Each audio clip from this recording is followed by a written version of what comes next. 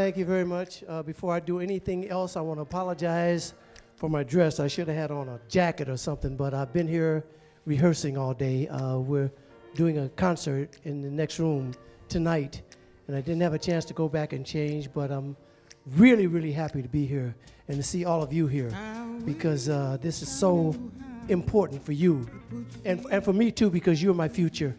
I'm counting on you to do the right thing, because you're the future, and you're the future leaders, and education is so important to you.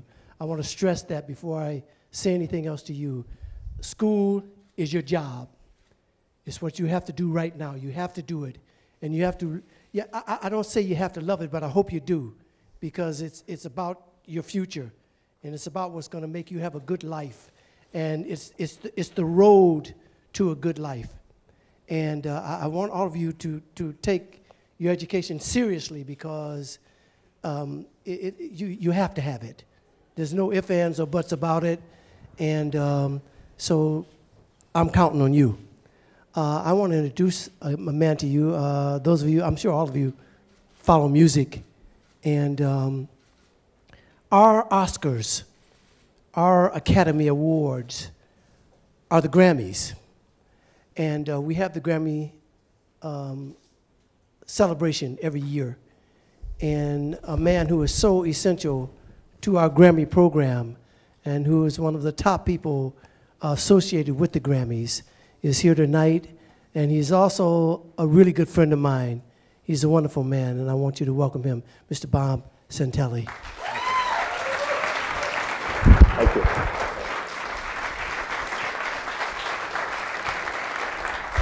Well, welcome to the White House. This is something that is not only very exciting for the Grammy Museum and the Recording Academy, but also all of you and all that you represent. Because in addition to those of you who are here, there are thousands of students across America that are catching this web stream and will be listening in and hopefully learning something about civil rights and enjoying what we have in store for you today, just like you will be doing here live.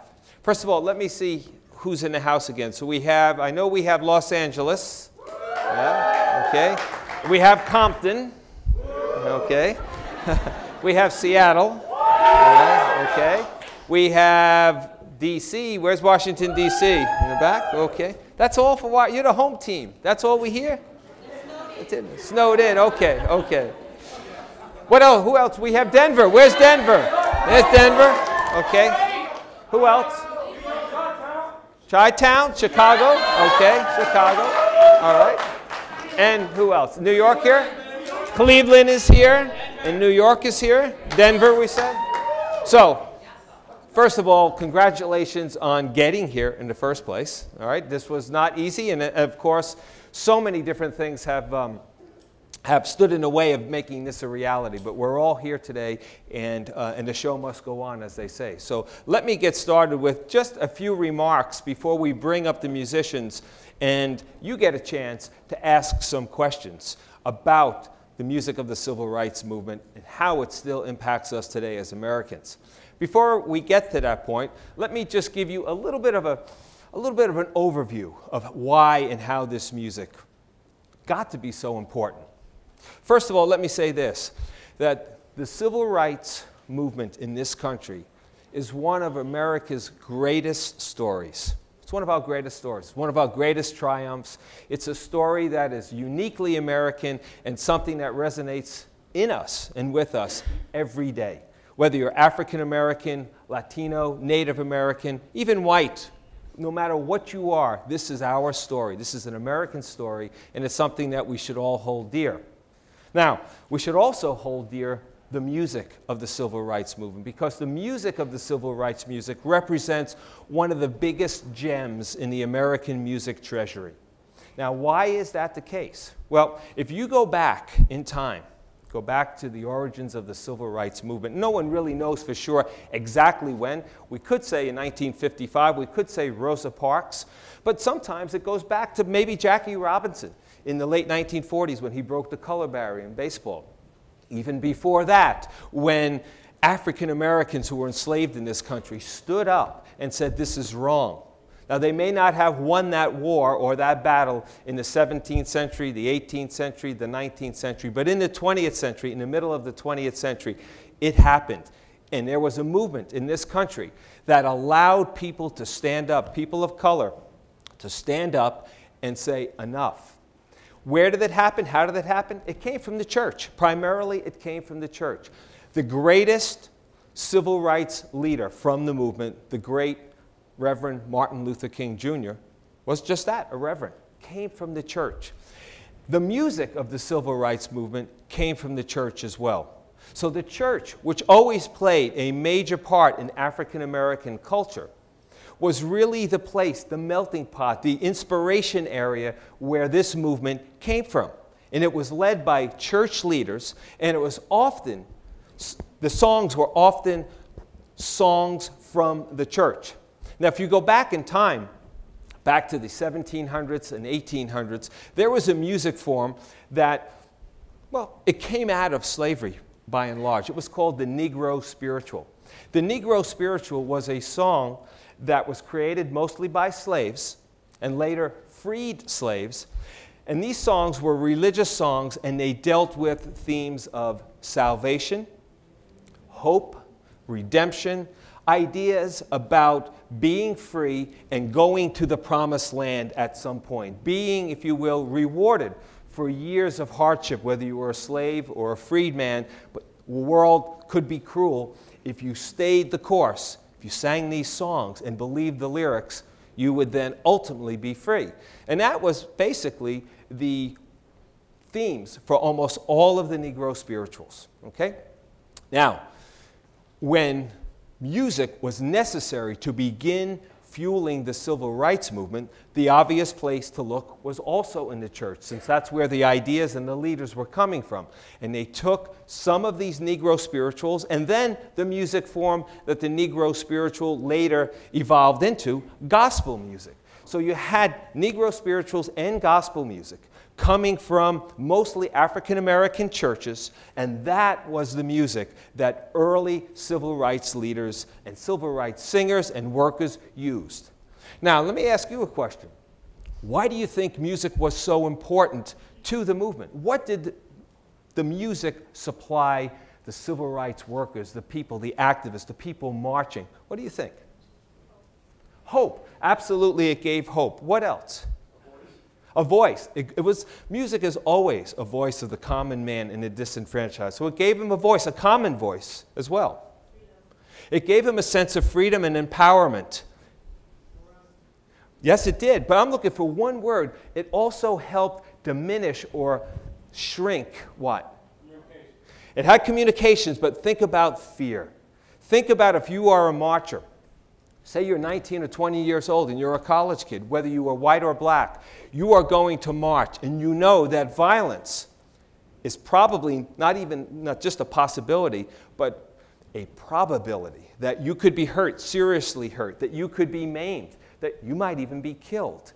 But you use this music as a sense of inspiration and a way to diminish the fear that you are feeling inside your soul and inside your heart. It gave you the kind of muscle and spirit to move forward. Power and strength are the two most important elements of this music. There's no question about it. Because when you sing, and you all sing together, and this was music sung by everyone, as you're going to find out later on in the concert, there were people who felt like, I could never sing a note in my life, never thought about singing a note in my life in front of anyone. And yet I joined hands with my fellow civil rights marchers or workers, and we moved forward singing. It gave them the source of empowerment that they needed. Now, over time, into the 1950s and now into the 1960s, you have a situation where instead of just using old Negro spirituals and old gospel songs, now civil rights workers are using the melodies from those songs and putting together new lyrics. Lyrics that were more accessible and more relevant to the times. So they would use the melodies that everyone knew, and they would write new lyrics. After that, people started to write their own melodies and their own lyrics. So you had a situation where by 1962 or 63, Brand new songs are popping up. It's not just the old songs with new words, but people are writing songs. And two areas in American music gave rise to this. First was this whole sense of folk music, because in the early 1960s, America experienced a resurgence in folk music. People like Bob Dylan, who will be on our show tonight, Joan Baez, who will be on our show tonight, Peter, Paul, and Mary, and others took to the civil rights movement's main mission and said, we are going to write music about it. So Bob Dylan, for instance, wrote one of the great songs of the civil rights movement, Blowin' in the Wind, which many of you know. He took that song, and that song was inspired by an old Negro spiritual. In pop music, in addition to folk music, someone like the great Sam Cooke, he heard Bob Dylan's Blowin' in the Wind. He was so inspired by that song, he went home and he wrote a song called A Change Is Gonna Come, which will be heard at this concert tonight as well. One of Sam Cooke's greatest songs. So what starts to happen here is that songs from the civil rights movement are now inspiring pop songwriters. They're now inspiring folk songwriters of all colors, races, and creeds. And some of these songs are starting to go on the pop charts, in addition to being on the front lines of the civil rights movement. So you could be singing Blowin' in the Wind in Selma, Alabama, just before the Great March there. But you also could turn on the radio and hear Peter, Paul, and Mary singing that same song, which went way up to the top of the pop charts in the early 1960s. So it's kind of interesting how this happened, where this music of the movement became moving into the pop charts of the times. Bob Dylan wrote many great songs, like The Times They Are A-Changin', Chimes of Freedom, The Ballad of Emmett Till, The Ballad of Medgar Evers. He really caught, and maybe I shouldn't say caught, but almost like put his finger on the pulse of the civil rights movement and expressed it musically for us. Many, many songs. But it wasn't just Bob Dylan, because also on the pop charts, I had mentioned Sam Cooke, but even as late as the late 1960s, when the great Otis Redding wrote a song called Respect. Everybody know the song Respect that Aretha Franklin sings? One of the great all-time classic songs in American pop music. Even though that song wasn't written for the civil rights, it was supposed to be a love song. But that song was embraced by the civil rights movement. Respect. We want respect.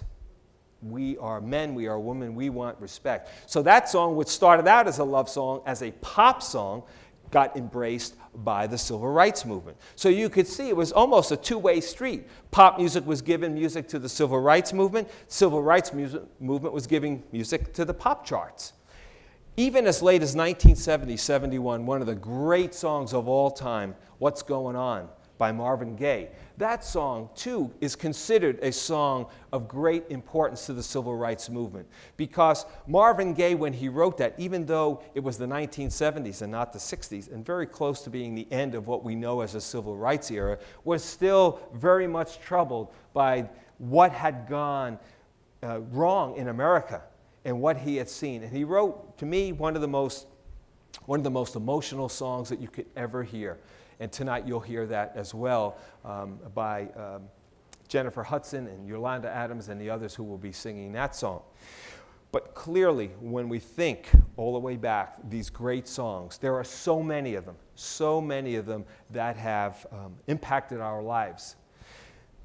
What does this all mean to you? Am I supposed to be up here giving you a history lecture? Well, not really. I wanted to give you a little bit of an idea as to the context of what you'll hear today and what's going on tonight and throughout this week here in Washington, D.C.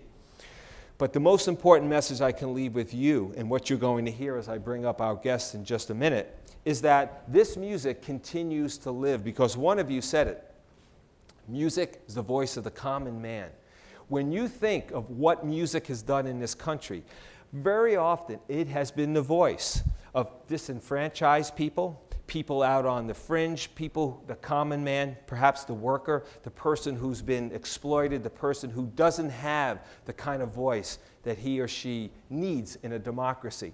Very often these kind of people have turned to music for their voice. And that continues today, even though the songs of the civil rights era were about a particular time. And by and large, that civil rights era is over. The fight for civil rights continues. The fight for human dignity continues. The fight for equality continues, not just in this country, but all over the world. And wherever there is a great movement, there is music behind that movement. Wherever you hear those great songs, you hear a determined people. And that's what music gives to us as humans, not just Americans, because music is a universal language, as we know, and more than one culture, more than one country has embraced it as that voice of change. And that's what we're looking at. And that's why you're here, and that's why Smokey said what he said. You are the future of America. At some point, if not already, you will have emotionally connected to songs that mean something very, very important to you. The songs that are being written now by hip-hop artists, by pop artists, rock artists today, somehow they touch you, they touch your heart, and they inspire you. And so what you need to do, because you're privileged, you're here at the White House today, what you need to do is carry the messages that I've told you about today and let people know that music is an agent for change in this country. It is an agent to get ideas out. It's an agent to inspire people. This is what makes American music great. This is what makes music in general great. And this is why we're here today to celebrate one aspect, one part, although a very, very important part, the music of the civil rights era. So with that, I'm going to bring out some of our guests. We're going to let you ask some questions to some of our artists, and they're going to play you some of the most important, most amazing civil rights songs. So if you would, please put your hands together and welcome Bernice Reagon, Toshi Reagon, Rutha Harris, and Charles Neblett, the Freedom Singers.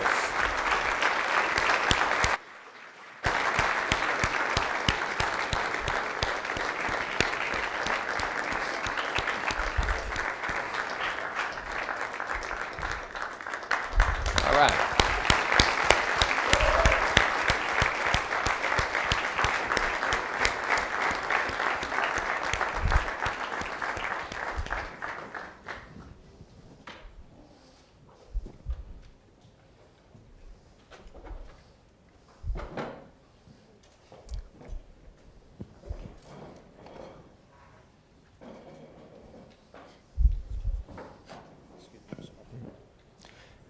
As we get started here, let me just remind you that these musicians up here, not only were they instrumental in creating great music from the civil rights movement, they were also part of the civil rights movement, marching, singing your songs, creating that kind of sense of inspiration that we talked about. So I'm going to ask the first question to Bernice and just give us a sense of how you got involved in music and basically what that music, particularly the civil rights music, has meant to you personally.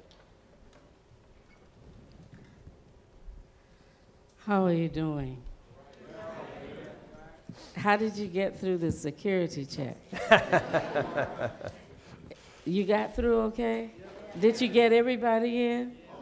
Almost. You know, that's the way it was during the civil rights movement. 100% does not happen with human beings. If you want everybody to be there, and you wait for everybody to be there, you'll never get anywhere. When you think about music created by black people, this is a key thing to know.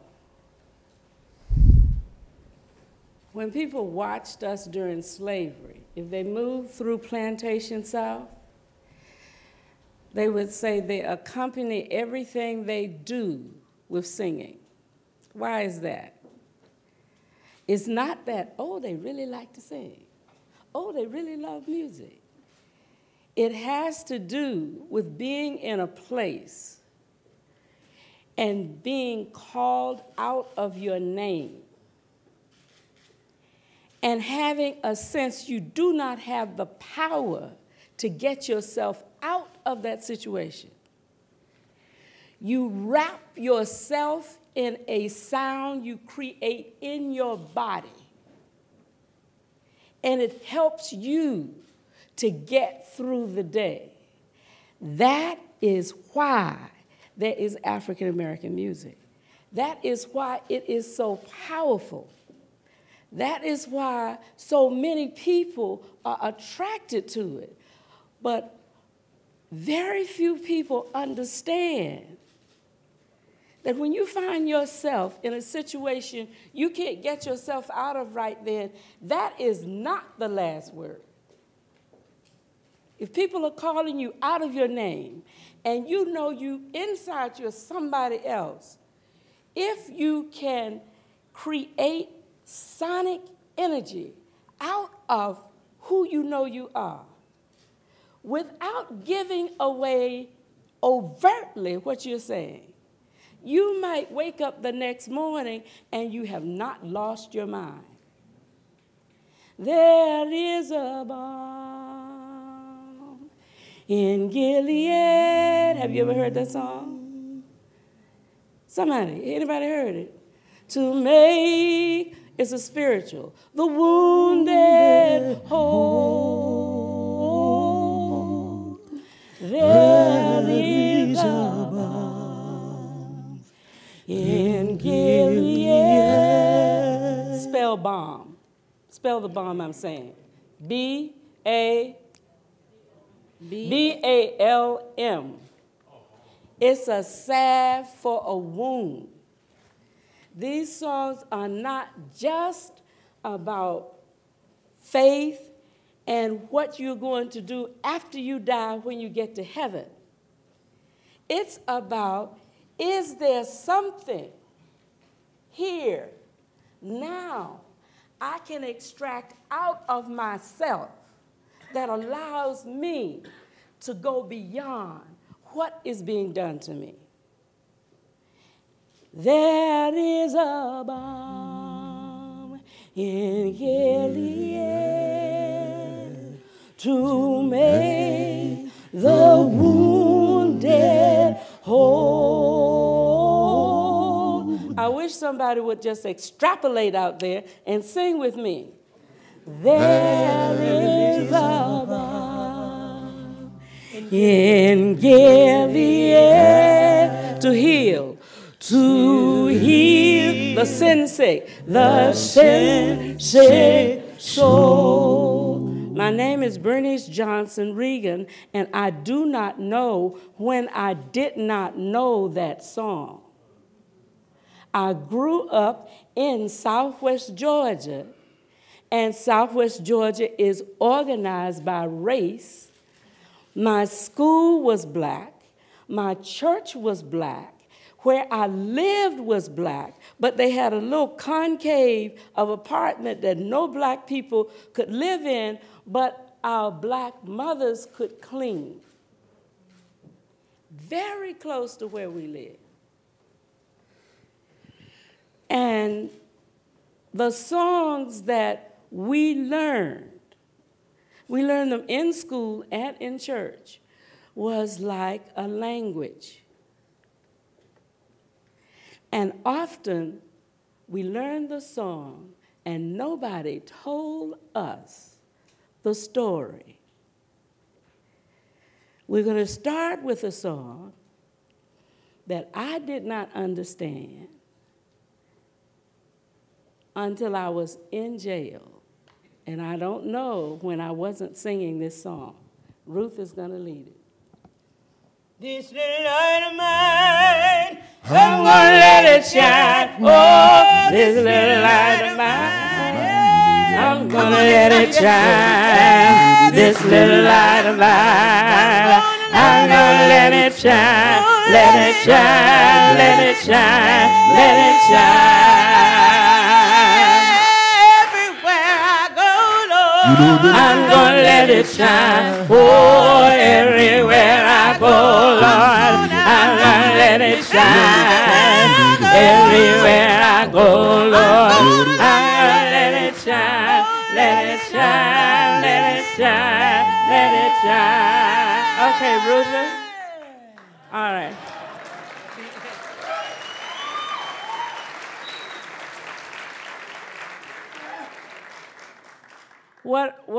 What's the light? No. This little light of mine, I'm going to let it shine. Think life. I am alive. I am not going to be obscure.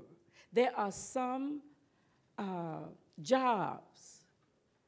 They say you do your job very well if they can't tell you did it. Excellent secretary. Couldn't even open the office if she was not here. She does her work, and the boss operates as if he is running the situation. This song says, I am not covering up my light. I am not going to move in society where I am obscure and operate in the shadows. If I am not dead, you are going to see me holding space. Give us another verse. I've got the light of freedom. I want to let it shine. Oh, I got the light of freedom. I'm gonna let it shine. I got the light of freedom. I'm gonna let it shine. Let it shine. Let it shine. Let it shine. Hey, Jesus gave me the light. I'm gonna let it shine. Oh, Jesus gave me the light. I'm gonna let it shine. Jesus gave me the light. I'm gonna let it shine. Let it shine. Let it shine. Let it shine. Light of mine. I'm gonna let it shine. Oh, this little light of mine. I'm gonna let it shine. This little light of mine. I'm gonna let it shine. Let it shine. Let it shine. Let it shine.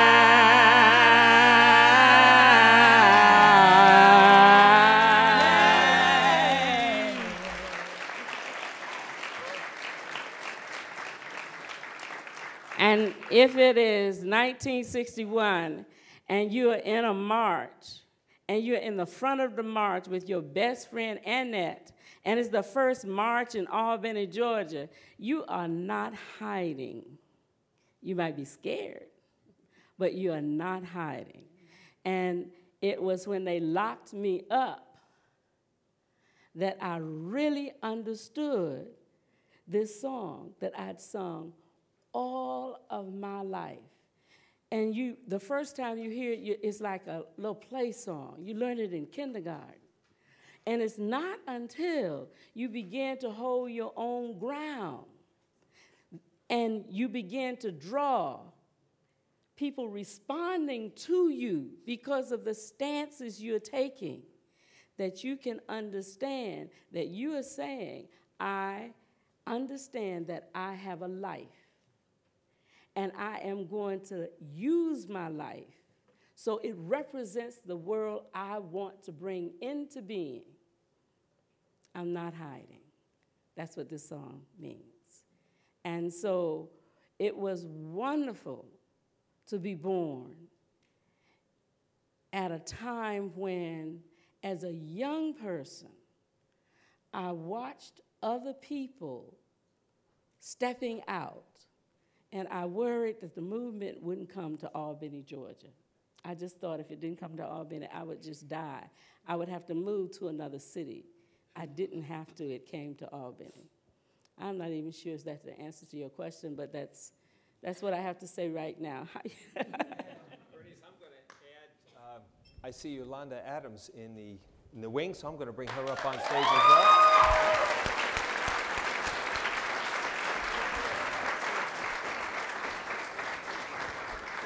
Hello, everybody. Hello. Yolanda Adams, of course, it represents, yes.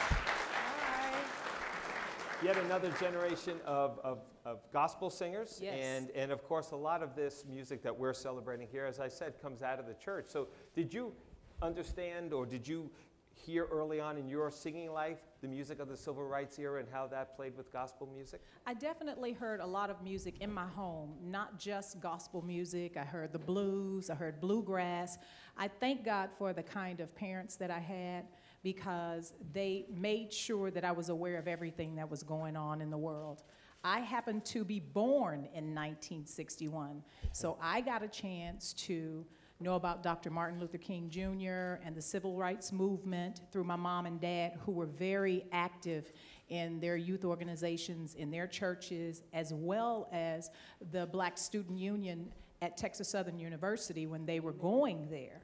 And they would put out flyers and tell people, you know, when they were gonna sit in and when they were going to protest quietly, you know, and not build a ruckus.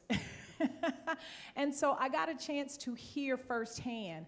I remember one time, I had to be like 5 years old. My grandmother and two of my siblings and I were on the bus. And I remember having to sit halfway toward the back of the bus. And I had no idea that there was a difference until I started reading when I was in middle school, that for so long we couldn't sit at the front of the bus. As a kid, you just think, okay, it's cool to be back here, I'm on the bus, thanks. But then you find out as you read more and as your parents and grandparents tell you more, there was a difference. And so I'm glad that as we fast forward to 2010, that there's some strides that the Freedom Singers have made that allow me to sit at the front of the bus or own a bus. Because of them, I'm able to sit in first class as opposed to coach. You know, of course, if there's no room, I can't sit in first class. But I'm really trying to make a joke. Y'all can laugh if you want to. It really is not that hard. But no, seriously, and the songs, you know, like Hush, Somebody's Calling My Name. My grandmother and grandfather told me that in the days of slavery and plantations, that's how they used to move and get people from point A to point B. Swing Low, Sweet Chariot. That was also a way of moving the slaves from one place to another so they could go to freedom. I mean, it's amazing how that happens. And I know you guys are looking at me like, swing low, sweet chariot, and hush, somebody's calling my name. Swing low, sweet chariot, coming for to carry me home. Swing low, sweet chariot, coming for to carry me home. I looked over Jordan, and what did I see? Coming for to carry me home. A band of angels coming after me, coming for to carry me home. And when they got separated, this is what they sang. If you get there before I do, coming for to carry me home. Tell all my friends I'm coming there too, coming for to carry me home. Yeah. God bless you. Chuck was arrested where, Chuck, and you put a new song into the Freedom Song repertoire. Yes. I was involved in the movement in 1961, and we heard all kind of music too, and I love the blues. And one of my favorite musicians were Ray Charles. Yes. You know, ride a long ways listening to Ray Charles. And they locked me up in Missouri. They gave me a choice. They'd let me out if I would leave town, take it out of here, because we were organizers. We were not only freedom singers, but we were organizing boycotts. We organized sit-ins. We organized on plantations. We organized in the churches. Everywhere we can get people together, we were organizers. But while I was in jail, I was thinking about how long I was going to be there and the things that I had to do to get out of that jail. And so I wrote a song, and it's called Fighting for My Rights. You know I'm tired of segregation. Oh, well, I want my equal rights. Well, respect and education. Oh, well, not total desegregation. That's why I'm fighting for my rights. Whoa, I'm fighting for my rights. That's why I'm fighting for my rights. That's why I'm fighting for my rights. You know my cell, it had no window, so the air it couldn't come through. You know I felt so hot and stuffy that I didn't know what to do. Still I was fighting for my rights. Whoa, I was fighting for my rights. Yes, I was fighting for my rights. Yes, I was fighting for my rights. You know my dad, he done told me, oh well, now on his dying bed. Now if my son don't get his freedom, I had rather see him dead. That's why I'm fighting for my rights. Oh, I'm fighting for my rights. That's why I'm fighting for my rights. That's why I'm fighting for my rights. Where'd you get the song? Where'd you get the tune? That's from Lonely Avenue, Ray Charles. Do you remember Lonely Avenue? Any of it? Any of y'all remember that song? Nobody remembers that. My God. Oh, that's someone back there. Yeah, you would. Charles, I'm going to bring up Smokey Robinson, and we want to hear a little bit from him as well. Smokey, come on up.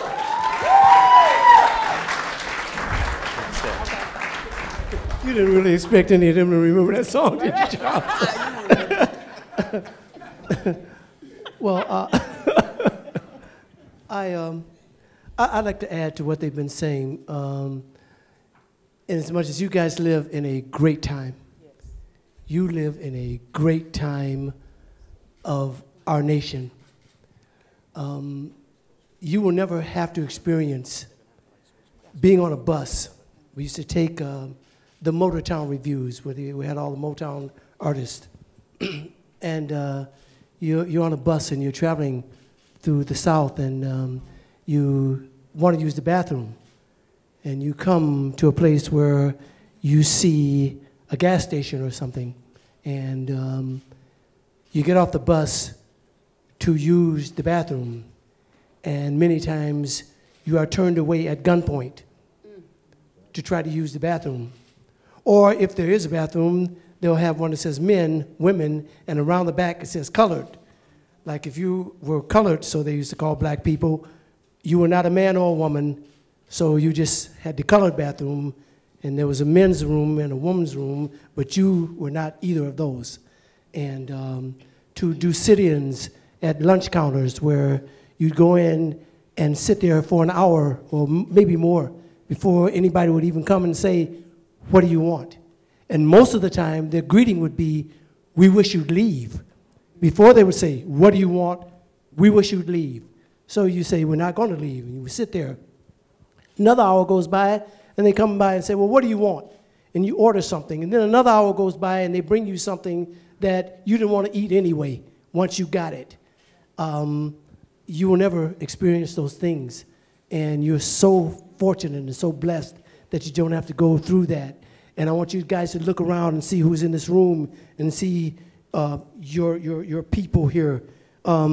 Because I'm a firm believer, and I speak at schools and gang meetings, what have you, all the time. There's only one race, and that is the human race. We have nowhere to go. Many times I wish that, you know, there was 9/11, and 9/11 was a profound day in our history. And there was a profound time after that, because on 9/11 I was scheduled to go and start a concert tour, and I canceled it, of course. And so about a week and a half went by, and I was talking to some really good friends of mine about the rest of the tour, and they said, hey man, go out and do the tour because people need to see that. They need to get some entertainment, some fun in because of what's going on. And for the rest of that year, I closed my concert tours with the national anthem and America the Beautiful, because that's where we are. We're in America the Beautiful. And many times I've thought in my mind, it would be so great for Earth to be attacked by Zectra. You know what I mean? Someplace way off in space would come and attack us. And we'd war for about 2 or 3 days, and we would win. But it would give us all a chance to see that we are Earthlings. We are all in this together. We don't have anywhere to go. We're in this together. And we are all brothers and sisters. If they skinned everybody alive, and we would still be able to function, nobody would know who was. You guys are young, and you should know that from Jump Street. You should understand that we are all brothers and sisters. It'd be a different thing if you stab somebody white and their blood would come out, it'd be green. And you stabbed a black person, their blood would be orange and their heart was in their kneecap. Or, you know what I mean? Yeah. All right. We are all the same. And we need to know that. We need to understand that we are in this together. We have nowhere to go. Just recently, Michael Jackson, who was my little brother, who was a profound believer in ecology and human rights and animal rights. He was fanatical about it. And I was fortunate enough to perform a song on the Grammys just recently that he wrote called Earth Song. And if you listen to Earth Song, you get a good picture of what's going on here, because he was talking about us abusing each other and the earth and the animals and all that. So right now, they're exploring space, but they haven't found anything comparable to this, whereas some of us may be able to escape to it and go there. We are all in this together. We need to think about that. We need to think about what we're doing to the earth. We need to think about what we're doing to the animals. We need to think about what we're doing to each other. And especially what we're doing to each other, because we are all the same.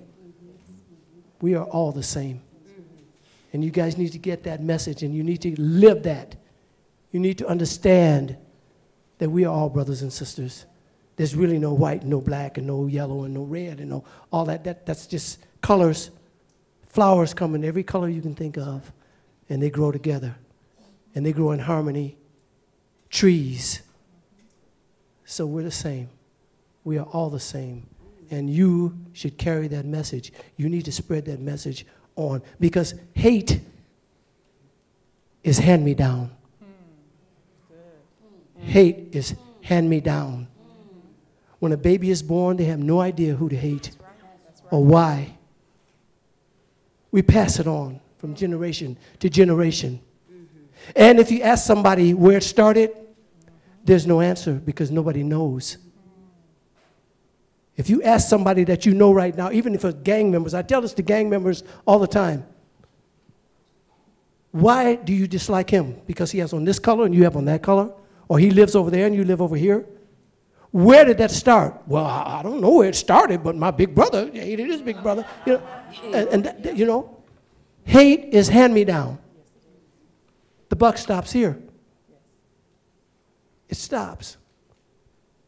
You guys got to, out of all the emotions that we have as men, I say men just generally, I mean women also, but you're included in that.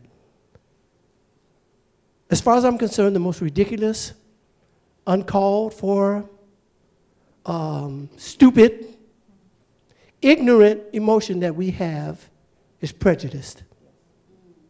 To be prejudiced against one another because of color, or because of where you live, or because of your religious belief, or that, you know, that is so ridiculous. That is so ridiculous. We are all the same. And we need to get that, man. We need to, you know, right with you. You need to pass it on to your little brothers and sisters and all that. If you're getting some prejudice, ideas, or thoughts from someone that you know who is older, dismiss them because it's ignorance. It is absolute ignorance. And it's been passed on and on and on and on and on and on and on. And all, like I said, it is hand-me-down. Judge for yourself. Judge life and people and things for yourself. And be your own person. Be your own, decide for yourself. If you think that because somebody's another color or they live on another spot or something, you know, that, you know, they're different, because they're not. As an entertainer, I know that entertainment is another kind of world. It's a world of pedestals and accolades and people, you know, putting you in a place where they think that, you know, you're special. You're blessed. Right. I am blessed. I live a life that I absolutely love. Mm-hmm. I cannot think of anything I would have rather done with my life than what I'm doing, being in the entertainment world. But however, I do recognize the fact that I don't ever get bigger than human. Never, ever. When I was a kid, when I was going to school, and I'm sure most of the boys in here, you do it anyway. Some of the girls, you do it, but not as much as the boys. We call bag on each other and talk about your mama, you know, and talk about each other's mama, their daddy, and all that, you know. And it goes on. I mean, it's just what you do. And one of the things that they used to say when I was a kid, and everybody would laugh, you know, oh man, your daddy is the garbage man, and everybody laugh, oh boy, you know. I want you to think about this. I sing for a living, okay? From this moment on, right now, if there are no other singers to ever come along in life, ever again, we can make it. But what if there's nobody ever in life again who wants to pick up the garbage? How long would we last? How long would we survive? So nobody's bigger than anybody else. Your job or your position in life does not make you bigger or better than your neighbor. We all make this happen. My God, I wouldn't even have a career if the garbage man didn't have 10 of my albums. That's right. Or the cab driver. Or the grocer. So think about that. I want you all to think about it. I want you to love one another. And I mean that. I mean love one another. Count on each other. Be there for each other. Because that's what it's going to take. I have a song that I wrote a few years back, and I'm going to sing a couple of verses for you. But it says exactly what I want to say to you. Somebody paved the way so we could walk in comfort. Somebody blazed the trail to make a path for us. Somebody walked through the eye of the storm and withstood the driving rain. Don't let it be in vain. Somebody sacrificed, suffered humiliation, so we could all stand tall and hold our heads up high. Somebody fought unthinkable odds, withstood unbearable pain. Don't let it be in vain. And I say that to all of you.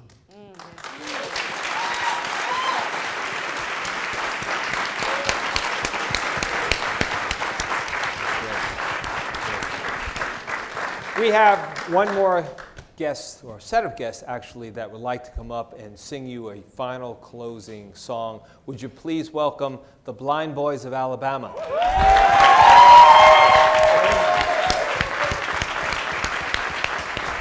We'll give them the mics. We'll give them the mics. They'll stand right behind you guys. Yeah, they'll stand right behind you. Yeah, I think they can stand. All right, we can do that.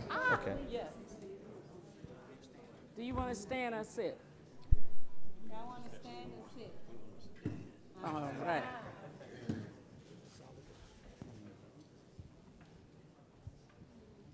Is it right? Thank you very much. Hey, Precious. Good to see you.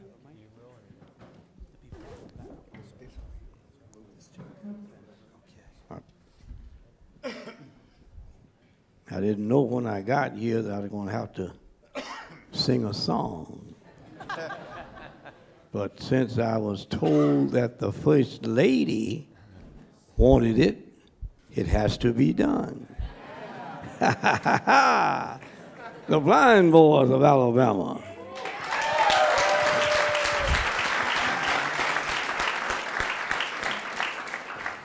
This is a song. You don't have a guitar?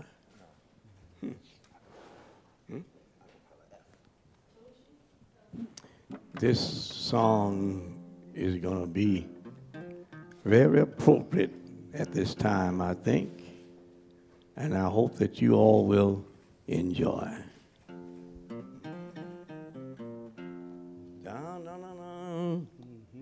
All right. 1, 2, 3, and Peace, perfect peace. I cry for peace in this neighborhood. Love, perfect love. I cry for love in this neighborhood. No water can cool the fire. Only the Lord can save us. I cry for peace in this neighborhood. I take a look inside. This is what I see. This is what I see. We need more love. Got to have love in this community. In this community. I take a look inside, and this is what I see. This is what I see.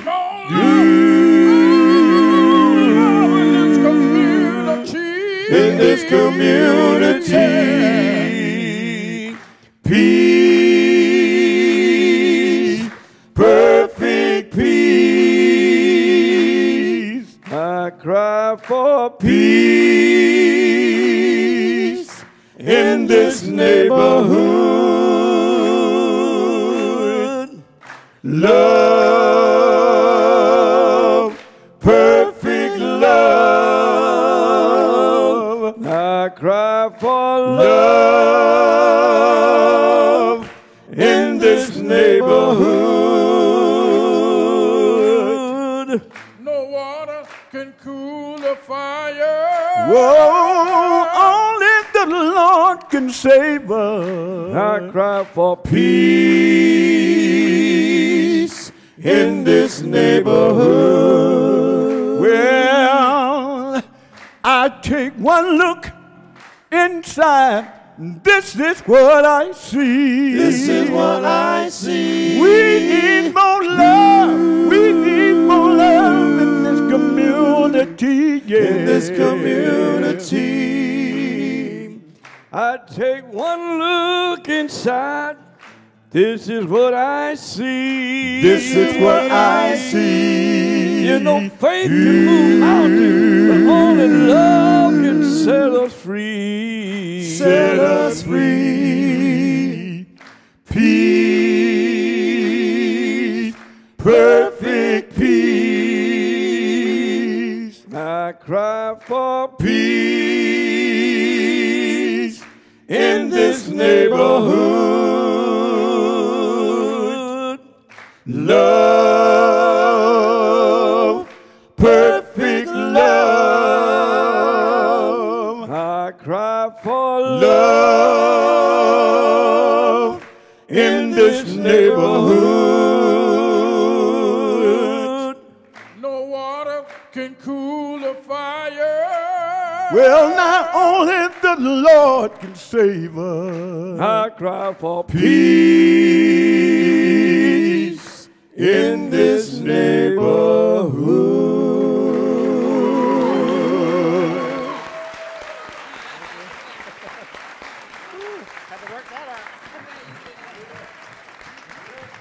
Thank you. Wonderful. I just want to thank all of you for being here. I want all of you to tell some of your friends what happened here today and spread the message that you've heard here today. We have come a long, long, long way in this country in the last few years. What's happening here at the White House shows you that. We have come a long way. So you guys spread the message of love. Love each other. Thank you for being here.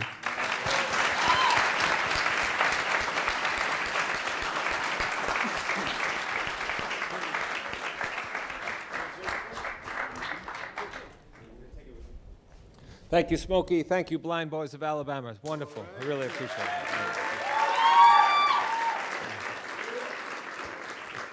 This concludes our show. We are a little bit over, so we are going to hold the questions here, unfortunately, because this room needs to be changed over for tonight's performance, of course. But on behalf of the White House, the First Lady, the artist, Smokey Robinson, the Grammy Museum, thank you so much for coming, for participating in this. You got some good words of advice, you heard some great music, and you've learned a little bit, hopefully, about our country. So thank you again. We'll see you next time.